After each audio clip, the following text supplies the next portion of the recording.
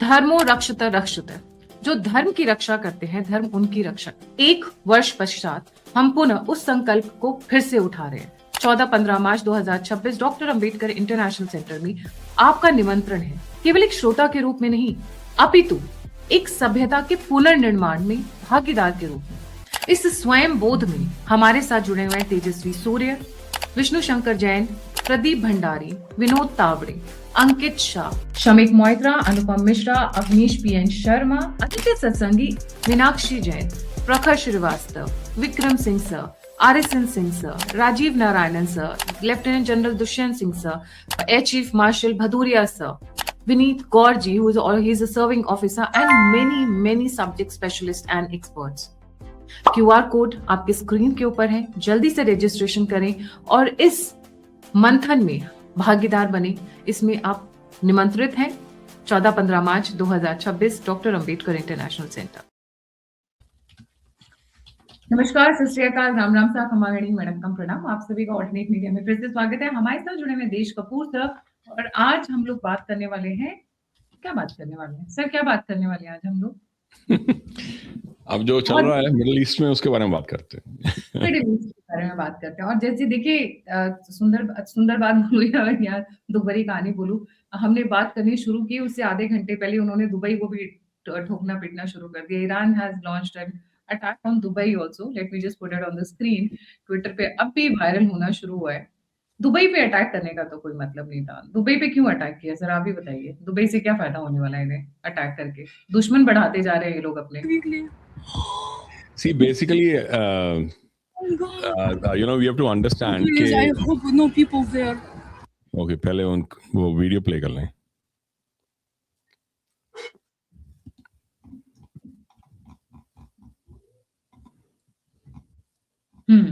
तो दुबई पे अटैक करने का क्या मतलब?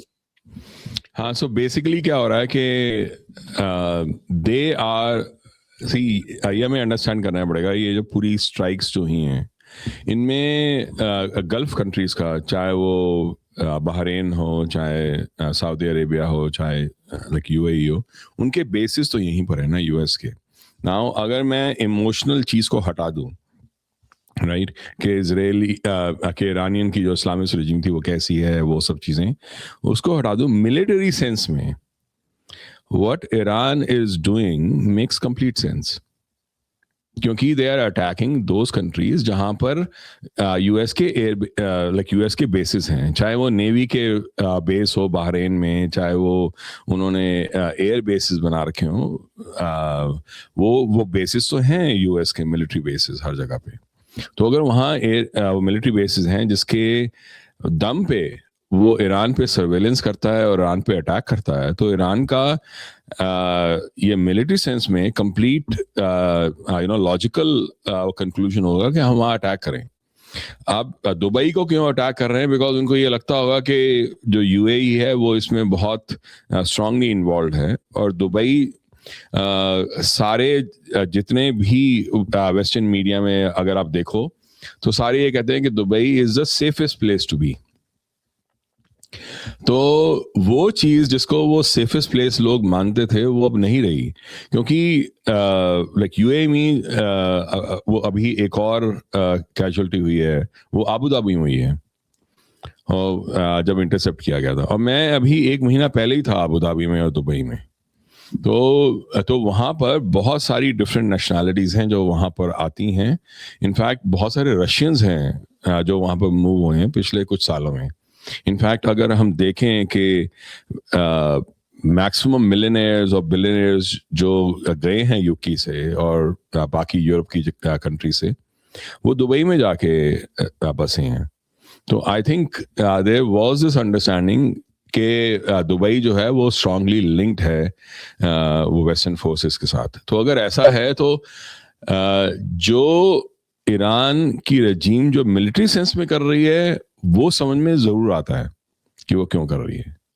हाँ, इसका इम्पैक्ट क्या होगा आगे जाके वो देखने वाली बात है, क्योंकि इससे उसने एक चीज तो पक्की कर दी है ईरान ने कहा, ईरान की एक्शन से जितने भी ये जो मिडिल ईस्टर्न जो अरब कंट्रीज हैं, चाहे बहरीन हो, कतर हो, जॉर्डन है, यूएई है, सऊदी अरेबिया, अगर इनको एयर डिफेंस सिस्टम चाहिए, अगर इनको कवर चाहिए, तो that cover will only be possible अगर ये इजराइल और यूएस के कैंप में रहे। बिकॉज रशिया के कैंप में रह नहीं सकते, चाइना के कैंप में पूरी तरह रह नहीं सकते, बिकॉज दोनों कंट्रीज जो हैं वो ईरान के साथ लिंक्ड है। तो बेसिकली इन्होंने इस अटैक से, ईरान ने ये जो अटैक्स हैं, इससे इन्होंने एक बहुत क्लियर कैंप्स क्रिएट कर दिए हैं कि सारे के सारे जो मिडिल ईस्टर्न और या जो अरब कंट्रीज हैं, वो by force, bye there security consideration, उनको इजराइल और यूएस के साथ उन्हीं के कैंप में रहना पड़ेगा, बिकॉज वहीं से उनको एयर डिफेंस का कवर मिलेगा और कहीं से नहीं मिलेगा। तो पहली चीज तो ये है। और दूसरी चीज ये है कि जब उन्होंने, अब हमें समझना पड़ेगा कि जो रजीम होती है किसी कंट्री में, जैसे इवन जो ईरान में जो रजीम है, जो इस्लामिस्ट रजीम है, उसको उसकी अपनी पॉपुलेशन वो लेजिटिमाइज नहीं करती। उन्होंने अपनी खुद की पॉपुलेशन में 70-80 हज़ार से ज्यादा लोगों को मार दिया है। ऐसे ही अगर हम देखें तो इवन सऊदी अरेबिया में जो रजीम है, जो ज्यादा सेकुलर हो रही है, या जो यूएई में जो ज्यादा सेकुलर हो रही है, उसके अपने कई ऐसे ग्रुप्स हैं जो उसको लेजिटिमेट नहीं मानते, जो इस्लामिस्ट हैं। तो बेसिकली अगर मैं इसको डीपर वे में देखूं तो मुझे ऐसा लगता है कि ईरान ने ये उन सब के लिए जो इस्लामिस्ट ग्रुप्स हैं with in all these countries, उनके ऊपर ये बिल्कुल क्लियरली बता दिया है कि आपकी जो कंट्री की जो रजीम है वो ज्यूज के साथ मिली हुई है, वो अमेरिकन के साथ मिली हुई है। तो अब आपको देखना है कि आपको क्या करना है अपनी कंट्री में। जैसे वो ईरान की पॉपुलेशन को, ईरान की जो रजीम है उसके साथ लड़वा रहे हैं, ऐसे ईरान भी चाहेगा कि वहां हो। तो बेसिकली आई थिंक ये एक नुएंस है जो मेरे को ऐसा लगता है कि शायद हम मिस कर जाएंगे अगर इसको ढंग से नहीं देखेंगे। तो बेसिकली एक पहली चीज, जियो पॉलिटिकल कैंप्स में डिवीजन उसने पक्की की है वो काफी हद तक। दूसरी, उनके इंटरनल जो इश्यूज होंगे उसके ऊपर उसने एक वो चिन्हित किया है उसको कि देखो ये है आपकी कंट्री, क्योंकि अब तक सारा कोवर्टली होता था, वहां कैंप्स भी थे, बेसिस भी थे, उसको ना कोई बात नहीं करता था। सबको अभी भी ये लगता था कि कतर और बहरीन और ये बाकी कंट्रीज जो हैं अभी भी इस्लामिस्ट हैं। वो पूरी तरह से वो इस्लामिस्ट नहीं थी, उसका वो पहनावा उन्होंने पहन रखा था, वो यूज करते थे। पर कई लोग हैं जो ज्यादा स्ट्रॉन्ग इस्लामिस्ट हैं, जिनके लिए इस्लाम ही सब कुछ है, या इस्लाम का वो वाला जो अंडरस्टैंडिंग है वो ही सब कुछ है, और जिनके लिए वही सब कुछ है उनको ऐसे रेजीम्स जो हैं, मोनार्कीज जो हैं, वो कभी अच्छी नहीं लगती थी। तो अब एक तरह का एक क्योस पैदा हो जाएगा with in the entire middle east, क्योंकि देखो इस्लामिक वर्ल्ड का ताज पहनने का शौक सबको है, पाकिस्तान को भी है, टर्की को भी है, सऊदी अरेबिया को भी है और कतर को भी है। अब बात यह है कि कौन पहनेगा। तो इस पूरे खेल में अब वो अभी रिसेंटली सऊदी अरेबिया ने टर्की और पाकिस्तान के साथ समझौता किया है, उन्होंने उनके साथ जुड़े हैं वो। पर अंदर से जो बाकी जो सारी कंट्रीज हैं, उनके अंदर के जो ग्रुप्स हैं, वो भी तो जानते हैं कि वो क्या हो क्या रहा है वहां पर। सो आने वाला time will be very interesting. Jio political जो लड़ाई होनी है डिफरेंट कंट्रीज में वो तो होगी, बट अंदर से जो कंट्रीज का है उनकी अंदर की जो वो है कैलकुलेशंस और डायनामिक्स, वो भी चेंज होंगे आगे आने वाले टाइम में। So what is happening is Shia Sunni world में डिवाइड हो गया पूरा मुस्लिम वर्ल्ड। मैं इसको ऐसे कहूंगा कि एक्चुअली पूरी तरह से नहीं हुआ, बिकॉज यहाँ क्या हुआ है, ईरान की जो इस्लामिक रजीम है, ईरान शिया कम्युनिटी है, वो शिया कंट्री है, बट ईरान की जो शिया इस्लामिस्ट वो गवर्नमेंट है, उसने बाकी जो सुन्नी इस्लामिस्ट ग्रुप्स हैं विद इन दोज कंट्रीज, उनको ये समझाने की कोशिश की है कि आपकी अपनी कंट्री खुद मुस्लिम नहीं है, बिकॉज उसने ज्यूस को और अमेरिकन को अपने पास रखा हुआ है। बेसिकली ये बताने का बात है। बट सारी जो ये सो कॉल्ड सुन्नी स्टेट्स है, अरब स्टेट्स जो है, वो दे विल बी फोर्स्ड, उनके पास कोई चारा नहीं है अब, सिवाय इसके कि इजराइल और अमेरिकन का जो एयर डिफेंस कवर है वो लें, बिकॉज उनको नहीं पता अगर वाकई में दुबई में अटैक हो गया है, अगर वहां मिसाइल लग गई है, तो उसका मतलब कोई भी सेफ नहीं है। नहीं हो गया है, not one, I mean multiple places being targeted. तो वो कोई भी सेफ नहीं है वहां पर, कोई भी कंट्री अब सेफ नहीं है। अब वो अगर सेफ नहीं है तो उनके पास बेचारे, और वो चारा और बचा क्या, वो चाइना के पास पूरी तरह से नहीं जा सकते, बिकॉज चाइना खुद की गेम खेल रहा है। रशिया इस सब में, ईरान के जो सिचुएशन है, ईरान की सिचुएशन में रशिया जो है लाइक उसका अपर हैंड है, लाइक वर्सेस कि रशिया जो है वो ज्यादा ओपनली बैक कर रहा है ईरान को। अभी आप देखना, और अगर चाइना की अगर आप वो देखें जो स्टेटमेंट्स आई हैं कि this was an attack on sovereignty and things like that, illegitimate attack, और वो सब चीजें, बेसिकली वो वेस्ट को प्राइमरीली इजराइल और यूएस को ये बताने की कोशिश कर रहे हैं कि आप यूएन चार्टर के खिलाफ जा रहे हो। आगे आने वाले टाइम में अभी आप देखना कि यूएन सिक्योरिटी काउंसिल में अब रेजोल्यूशन लाए जाएंगे बाय चाइना, बाय रशिया, और वो पुश करेंगे, वो पेंट करेंगे कि कैसे जो यूएस है और इजराइल जो है वो उन्होंने एक इलीगल अटैक किया है। इनफैक्ट जो यहाँ पर यूएस में जो डेमोक्रेट्स हैं और बाकी लोग हैं, उन्होंने कहना शुरू कर दिया है कि this was an act of war जिसका अप्रूवल कांग्रेस से नहीं लिया गया, यूएस कांग्रेस से नहीं लिया, यूएस कांग्रेस को बताया भी नहीं गया कि हम ये अटैक करने जा रहे हैं। तो उस हिसाब से even with in the US law ये इलेजिटिमेट हो जाता है।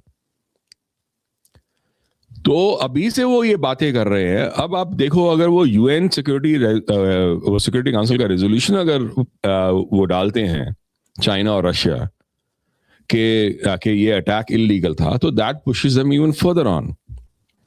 अब इसमें अब लोग ये कहेंगे कि इंडिया कहां बैठा है, तो मेरे हिसाब से इस अटैक का पूरा टाइमिंग जो था वो मोदी जी के विजिट ने डिसाइड किया था।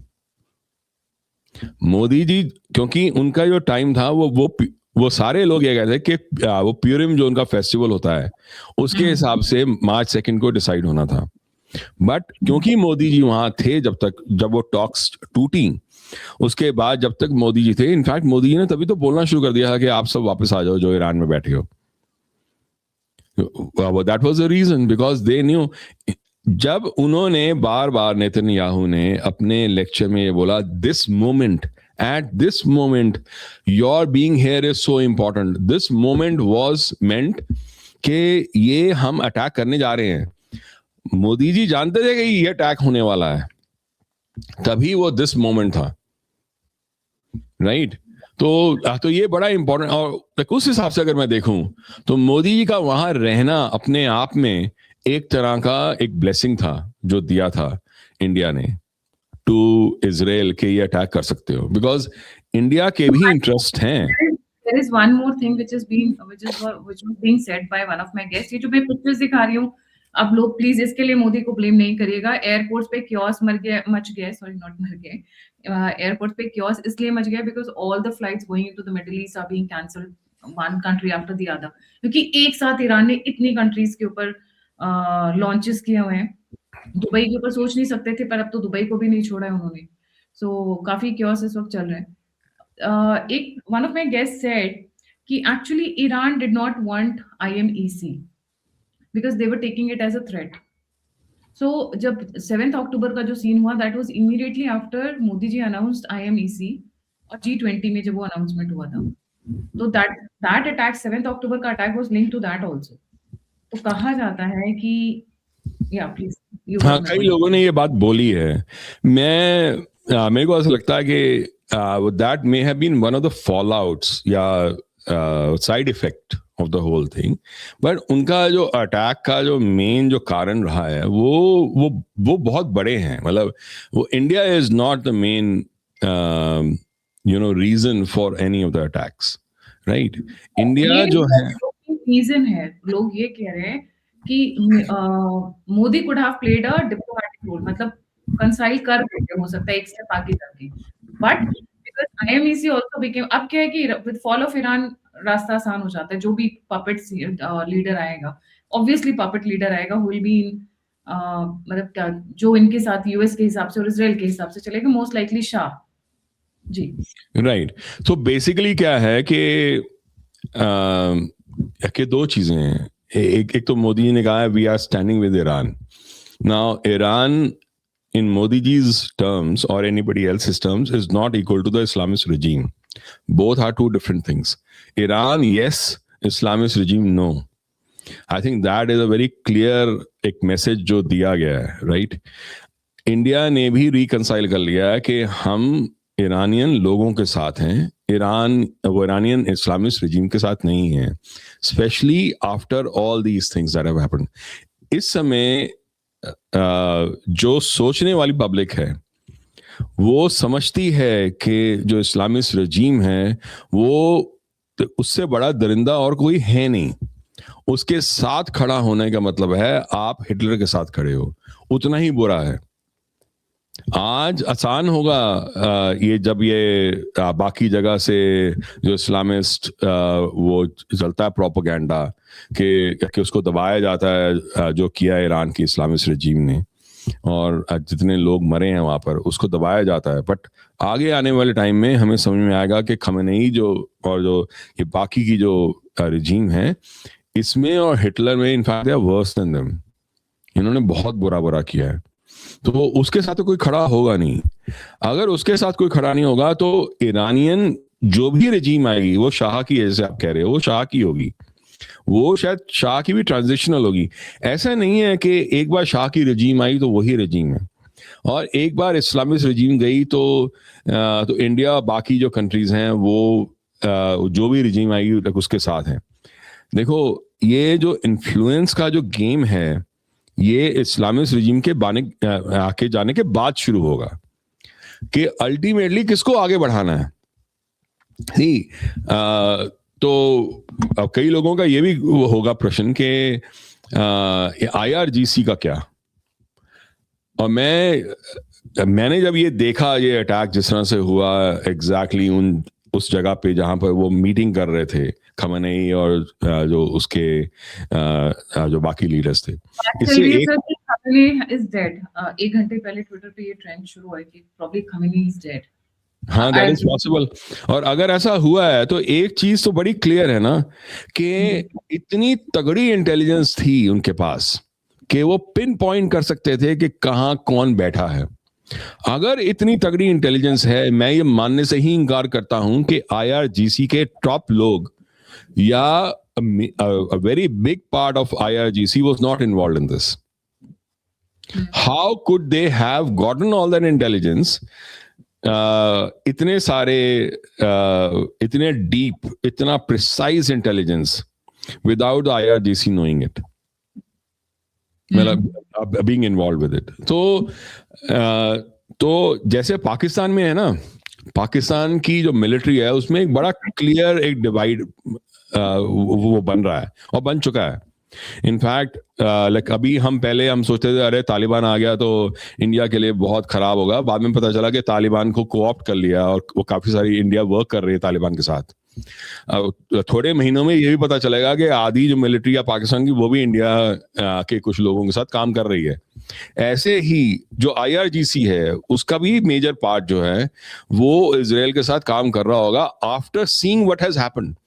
जो आईआरजीसी के वो ग्रुप्स हैं जिन्होंने और खमेनेई की जो एंटायर जो रजीम के जो ग्रुप्स हैं जिन्होंने मारा है उन बच्चों को, उन लोगों को, उनके खिलाफ बाकी जो लोग हैं जो वाकई में सोचते होंगे IRGC में, उनके बाकी जो एस्टैब्लिशमेंट्स हैं, उनकी 2-3 हैं जो मिलिट्री ऑर्गेनाइजेशन हैं, वो भी सोचते होंगे ना कि हमारे ही भाई हैं, हमारे ही वो लोग हैं जिनको मारा जा रहा है। तो वहाँ एक बड़ा क्लियर डिवाइड है इस समय। तो वो बात तय है। तो इसलिए आगे आने वाले टाइम में ऐसा नहीं होगा कि एक बार एक शाह ऑफ ईरान आया तो वो भाई साहब आराम से बैठेंगे, वो ऐसा नहीं होगा, क्योंकि उनके जो रजीम्स हैं उनके अंदर बहुत सारे ग्रुप्स बने होंगे इस समय। Right, this was about Iran on one side. एक दूसरी तरफ भी बड़ा मजेदार चल रहा है, वो पिटाई हो रही है पाकिस्तानियों की। ये पूरे सेंटर में ईरान आता है क्योंकि east is also disturbed and the west, obviously the entire country is disturbed. जी। अभी मैं वो सुन रहा था, वो मुशाहिद हुसैन है वहाँ के, पहले मिनिस्टर रह चुके हैं।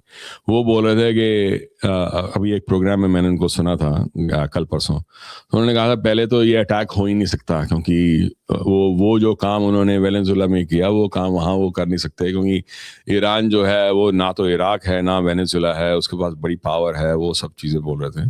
और साथ में ये भी बता रहे थे कि कैसे उन्होंने एक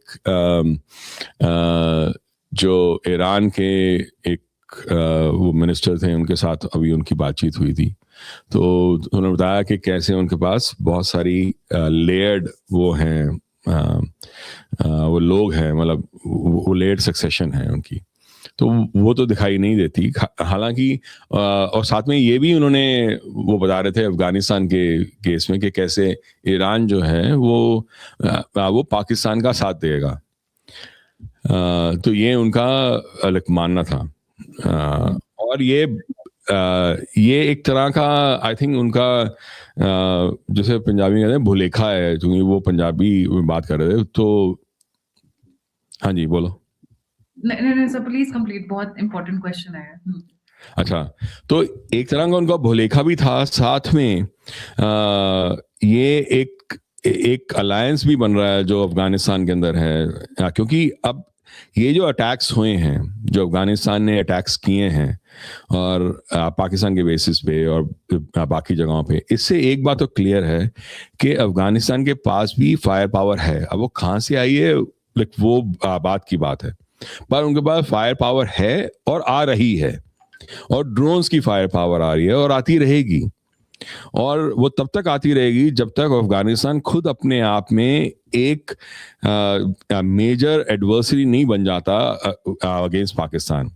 अगर ऐसा है तो कमाल की बात यह है कि पाकिस्तान भी तो यूज हुआ है for air bases, for the basis against Iran.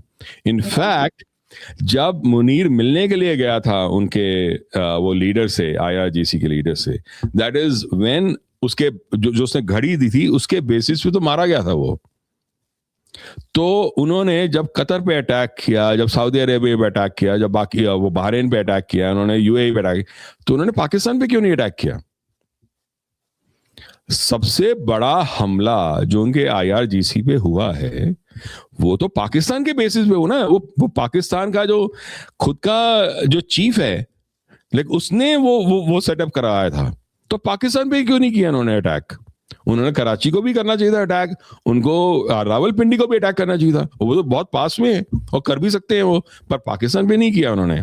इसका मतलब वो ये समझते हैं कि ये सब जो पावर्स हैं, अगर हम सारी अरब स्टेट जिन पे उन्होंने अटैक किया है, जॉर्डन है, बहरीन है, UAE है, कतर है, इन सब पे अगर लें तो उनको ऐसा लगता है कि वो अलग हैं और पाकिस्तान अलग है।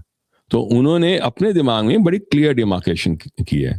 तो ईरान इस समय बाय फोर्स चाइना, रशिया और पाकिस्तान के साथ जोड़ रहा है, और इन बाकी लोगों को वो अलग कर रहा है कि वो पर फोर्स इजराइल और US के साथ जाके मिले। तो ये जो अटैक है, ये जो अफगानिस्तान और पाकिस्तान का जो अटैक हो रहा है, ये बड़ा इंटरेस्टिंग रहेगा इस पूरे खेल के अंदर आगे आने वाले टाइम में। मुझे एक जो मैं क्वेश्चन पूछना चाह रही थी वो इसी से पूरा एरिया लिंक्ड है, पाकिस्तान, अफगानिस्तान, ईरान। कहीं ऐसा तो नहीं है कि पीओजे के लेने की तैयारी हो चुकी है? उधर से सबको पता है the way Pakistan Afghanistan are heading. अभी एक बिफोर वी स्टार्टेड रिकॉर्डिंग बहुत सारे पाकिस्तानी आर्मी मैन को बंदी बनाकर, ट्रक में डालकर और वीडियो बनाकर भेज दिया गया है और वो लेकर जा रहे हैं Afghanistan. That kind of situation is happening, right? कितनी सारी जो फाइट्स हो रही हैं हर बॉर्डर पे, हर नुक्कड़ कॉर्नर पे, और बलूचिस्तान वाले तो लगे ही हुए हैं। तालिबान पाकिस्तान की तरफ से। कहीं ऐसा तो नहीं this is something behind the scene which is sorry behind the scene which is being discussed कि पीओजे की तैयारी कर लो। पाकिस्तान अफगानिस्तान उलझे हुए हैं और इधर ईरान का कहानी ये चल रहा है। ये पूरा एक कंटिन्यूम सा लग रहा है सर मुझे। मे बी नॉट नाउ और इन अ वीक और so, but coming months. Definitely in the coming few weeks and a couple of maybe 3 months. And the reason मैं ये क्यों कह रहा हूँ कि ईरान ने आई थिंक अगर तो इंडियन सिचुएशन देखें तो ये एक तरह का ब्लंडर हुआ है। मोदी जी इतने तो स्मार्ट हैं कि उनको समझ में आता है कि इस सब चीज का जब ईरान पे अटैक होगा उस पर क्या असर होगा इंडिया पे, उस सब चीज का। अगर उन्होंने इजराइल में खड़े होकर ये कहा है बड़े क्लियर उनकी कनेसेट में कि हम आपके साथ हैं, इस समय जो कुछ भी आप कर रहे हो हम आपके साथ हैं, उन्होंने बड़ी क्लियरली बोला है। अगर उन्होंने ये बोला है तो उसका मतलब ये है कि सारी कैलकुलेशंस पहले से की हुई हैं, राइट? तभी तो उन्होंने बोला है ऐसी बात। ये जो दौरा था ये आम दौरा नहीं था। इसको हमें बड़ा एक पिवटल मोमेंट लेना पड़ेगा in the history of middle east and India, इस पूरे चीज को। अब जो आप बात कर रहे हो, देखो जो मैंने कहा कि Afghanistan will be a major adversary of Pakistan, मैं ये कह रहा हूं कि एक्चुअली जो वॉर है between Afghanistan and Pakistan that will be much more bloodier than Iraq and Iran. आगे आने वाले टाइम में आप देखोगे कि ये उस लेवल, इन दोनों ने एक दूसरे के ऊपर रमजान के वो ड्यूरिंग किया attack, which is very very significant. Actually ये दोनों एक दूसरे को छोड़ने वाले नहीं हैं वो, और अफगानिस्तान के पास तो कुछ है भी नहीं जिसके ऊपर ये वो खास अटैक कर भी पाएंगे। जब यूएस उनके साथ नहीं जीत पाया तो पाकिस्तान क्या जीतेगा, वो जानते हैं अच्छे से। और ऐसा नहीं है कि जो अफगानिस्तान है वो सिर्फ बॉर्डर पर लड़ रहा है, अब बहुत सारे अफगान हैं जो जगह, अगर पाकिस्तान को ये लगता है कि पाकिस्तान के पास इंडिया के अगेंस्ट लेवरेज है क्योंकि उसके पास स्लीपर सेल्स हैं, तो पाकिस्तान को अंदाजा भी नहीं है कि अफगानिस्तान के पाकिस्तान में कितने स्लीपर सेल्स हो सकते हैं। जितने ये मारे गए हैं, वो जैसे वो जाहिद मिस्री मारा गया था, वो जहूर मिस्री मारा गया था, जो उसका इंडियन एयरलाइंस का जो IC-814 का जो हाईजैकर था वो मारा गया, बाकी लोग मारे गए। वो अगर मारे गए हैं बाय अननोन गनमैन, तो इसका मतलब ये है कि वहां ऑलरेडी बहुत तगड़े सेल्स बन चुके हैं। और अगर उन्होंने इस तरह के अटैक्स किए, देखो पहले तो सिर्फ मोरारजी देसाई के ये कहने पे कि हमें पता है कि आपके पास कहूता है, जियाउल हक ने सारा का सारा इंडियन जो स्पाई नेटवर्क था उसको साफ कर दिया था। इस समय तो उन्होंने अनाउंस करके किया है ऑलमोस्ट कि किस तरह से एक एक बंदे को चुन चुन के मार रहे हैं।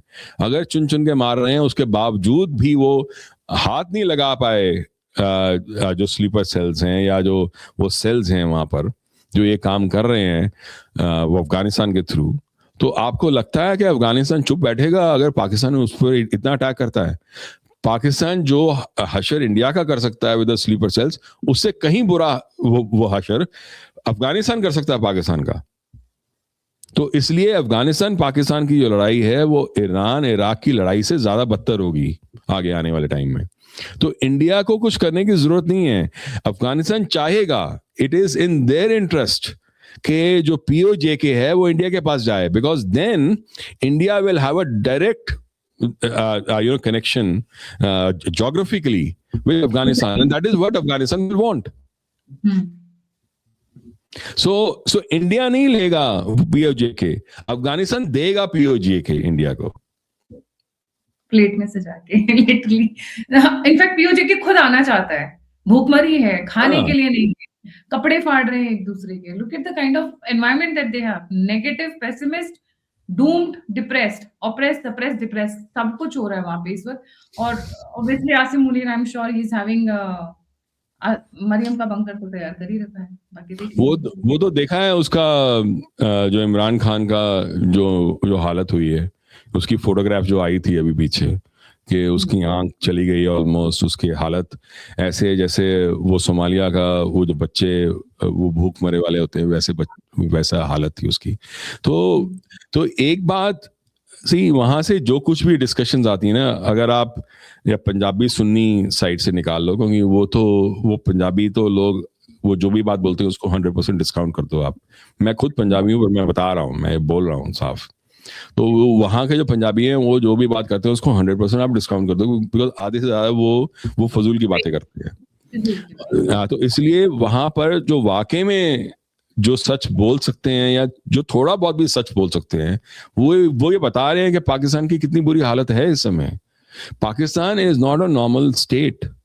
Pakistan is a state, like, first of all, it is not for Muslims. It is a Punjabi Sunni state, first of all. And it is a state which has been run by war criminals. और जो पाकिस्तानी वहाँ वो रहते हैं और अपनी state के ऊपर गर्व करते हैं, वो एक्चुअली वॉर क्राइम्स पे वो गर्व करते हैं. बिकॉज उनका जीना, उनका पनपना, उनका आगे बढ़ना वॉर क्राइम्स पे बेस था. चाहे वो 1948 के वो कैंप्स हों जो उन्होंने औरतों के लिए वो बनाए थे वहां पर कश्मीर में, मुजफ्फराबाद में, चाहे वो 1971 के हों जहां 500,000 औरतों के साथ किया गया बुरा हाल. तो मैं ये बता रहा हूँ कि Pakistan is not a normal state. ये हो ही नहीं सकता जो जिस तरह उन्होंने कर्म किए हैं कि वो एक स्टेट के लोग कभी कुछ रह पाएंगे. जी. कमिंग बैक, आपको लगता है ये पूरा एक probably it was discussed between Trump तो छोड़ दीजिए, बट मुझे ऐसा लगता है कि नेतन्याहू एंड मोदी के बीच में एक अंडरस्टैंडिंग हुई होगी इस रीजन को लेके, बिकॉज पाकिस्तान को लेके, टर्की को लेके, ईरान को लेके Netanyahu has never been comfortable. Initially he used to say कि भाई अगर ईरान के बाद कोई उनका सबसे बड़ा दुश्मन है वो है पाकिस्तान. ऑफ लेट उन्होंने स्टैंड चेंज किया और टर्की को सेकंड नंबर का दुश्मन बनाया. तो मुझे लगता है कि ये पूरा. अच्छा, एक चीज और है देश सर, जैसे ही ये फॉल ऑफ ईरान होता है, जब भी होगा, अभी तो स्टार्ट हुई है लड़ाई, देखते हैं कब तक जाएगी. This entire region will be under the influence, जैसा अभी आपने स्टार्टिंग में बोला, under the influence of US coming till our borders. जी, करेक्ट. सो इंडिया जो है यूएस को डायरेक्टली अप्रोच नहीं कर रहा. इंडिया का जो रिलेशनशिप है यूएस के साथ वो टेल अवीव से निकल के गुजरता है. सो इंडिया डायरेक्टली जो होता है ना कि डायरेक्ट वो दबाव नहीं डालेगा. अगर इंडिया को दबाव डालना होगा यूएस पे, वॉशिंगटन पे, वो टेल अवीव के थ्रू डालेगा. वो बात तो बहुत क्लियर है. तो वो जो है, जब ये वहाँ थे मोदी जी, तो उसके बाद उन्होंने वो बात भी की है ना, ग्रीस और जो पूरा कोalition बनाना है उसके बारे में, राइट. तो इंडिया, इजराइल, ग्रीस का जो ट्रायंगल है वो बनाने की बात वो कर रहे हैं ऑलरेडी. अगर वो वैसी बात कर रहे हैं तो उसमें आर्मेनिया भी बीच में आता है, because so India, Israel, Armenia and Greece, ये 4 कंट्रीज हैं जो मिलके टर्की और अजरबैजान का जो कॉम्बिनेशन है विद पाकिस्तान, उसके ऊपर वो जोर डालते हैं, वो डालेंगे आगे जाके. इंडिया ने आर्मेनिया को पहले से ही काफी सारे वेपन्स दिए हैं. इनफैक्ट कमाल की बात यह है, the only strange thing is कि Iran is actually closer to Armenia than it is closer to Azerbaijan. ये कमाल की बात है, क्योंकि हालांकि आर्मेनिया जो है वो क्रिश्चियन कंट्री है, अजरबैजान जो है वो शिया कंट्री है, उसके बावजूद ऐसा है. अब इंडिया का जो चाहबार एयरपोर्ट, वो चाहबार पोर्ट का जो वो पूरा कॉन्सेप्ट था, वो था ही इसी वजह से, क्योंकि इंडिया को नॉर्थ साउथ ट्रांसपोर्ट कॉरिडोर बनाना था, INSCTC, राइट. नाउ वो आर्मेनिया से निकल के गुजरना था, जो आर्मेनिया का छोटा सा पार्ट है. तो बेसिकली ये जो पूरा जो ट्रायंगल है अलोंग, मतलब India, Israel, Greece का along with Armenia, I think this will be the counter to Turkey and to Iran and to Pakistan in a big way.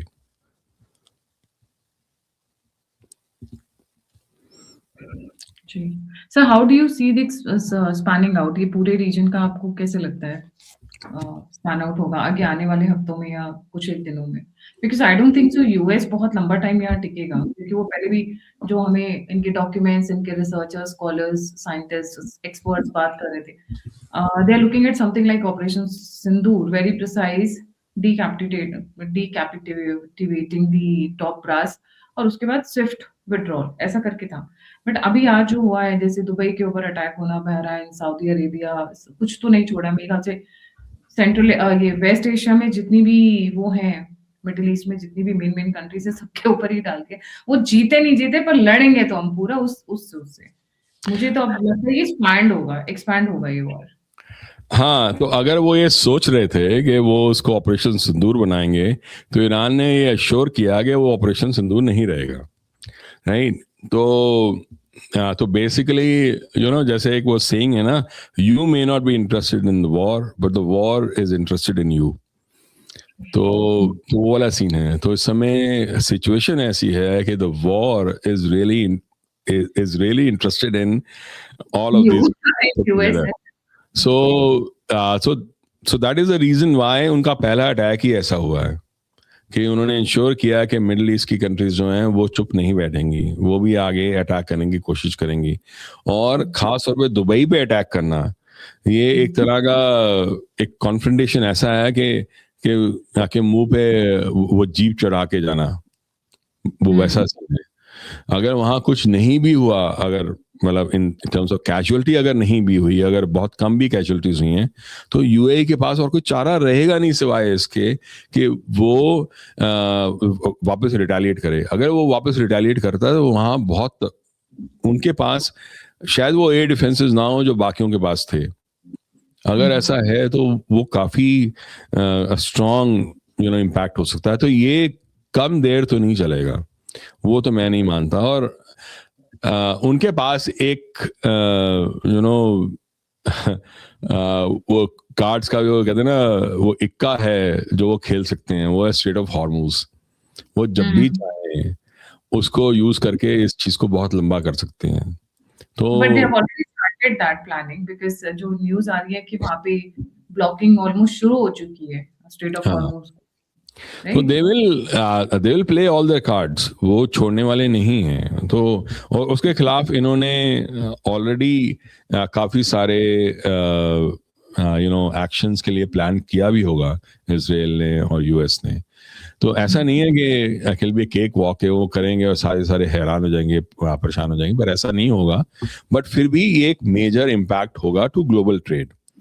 और इसमें चाइना और रशिया क्या रोल प्ले करते हैं वो भी आगे आने वाले टाइम में पता चलेगा। बिकॉज ऐसा नहीं है कि जब से उन्होंने पिछला वाला अटैक किया था और तब से लेके आज तक रशिया ने और चाइना ने उनको कुछ दिया नहीं हो, ये मैं नहीं मान सकता।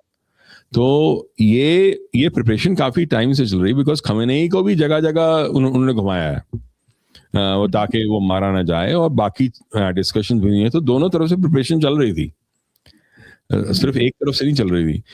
अब कितनी उसकी नॉलेज उस सब चीजों की इजराइल को है, बिकॉज उनकी इंटेलिजेंस वाकई में बहुत स्ट्रांग है।